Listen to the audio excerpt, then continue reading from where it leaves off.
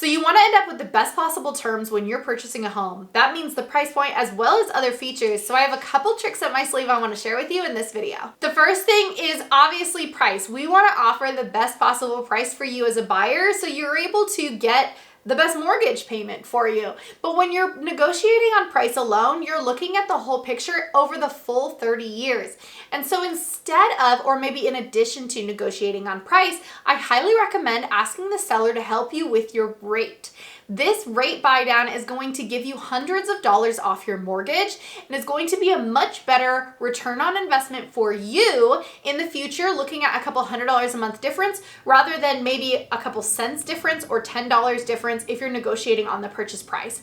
To keep in mind, about every $10,000 on the purchase price you negotiate, you're going to shave off about $50 a month. But if you negotiate $10,000 towards your rate buy down, you could be saving about $300 to $400 a month. So that's going to be a huge difference, and I highly recommend changing the term there instead of the price because it's going to benefit you more in the long term. The other thing on price point that you can negotiate that not everybody realizes is you can actually have the seller pay for your cash to close. So this is different than your down payment. It's going to be your escrow, your taxes, prepays, things like that that you are otherwise having to come up with out of pocket. The seller can actually pay those things for you. So I've had in the past where clients have purchased their home and literally had $0 out of pocket because the seller paid for all their closing costs and they used a 0% loan, whether that was a VA loan or a down payment assistance. Most often we're seeing that in VA loans. When it comes to cash that you're bringing to the table, the other thing you can negotiate is on your earnest money. Now, earnest money is an amount that you're putting down on the house. It's being kept separate with escrow, and it's basically held there throughout the entire process to show the seller how serious you are or how earnest you are about purchasing their home, and it will eventually go towards your down payment as long as you ultimately purchase the house. Now that earnest money amount, the more you put down, the more serious the seller sees you, and the less you put down, the more potentially risky you are as a buyer. But if there's no other offers around, you have the ability to put down a lot less, or maybe put it down in a promissory note or another format. And so playing with earnest money and playing with how quickly you have to put that money down is a term that could potentially work in your favor. Speaking of timelines, the timeline in which you close on the home could also work in your favor.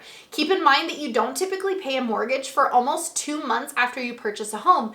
But if you close at the beginning of the month, let's say you close on the 3rd of April, you won't have a payment on May 1st or June 1st. So that's almost two entire months. If you take that same timeline though, and you close at the end of April, you still pay on June 1st. So that's only about a month benefit to you.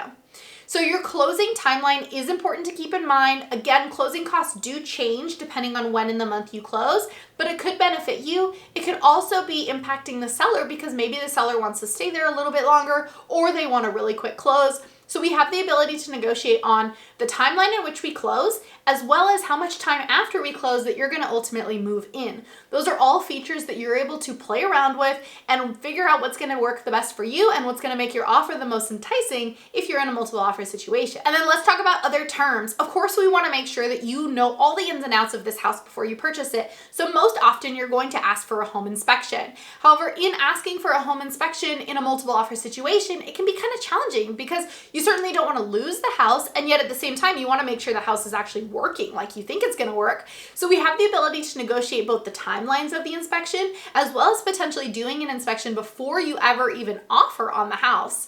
So those are all things that we're able to package in a way that's going to make the most sense for you, keep you protected, keep your earnest money protected, and also benefit the seller if we are seeing multiple offers. I think it's important to know that there's also standard contract language within our contracts that are keeping both you and the seller protected.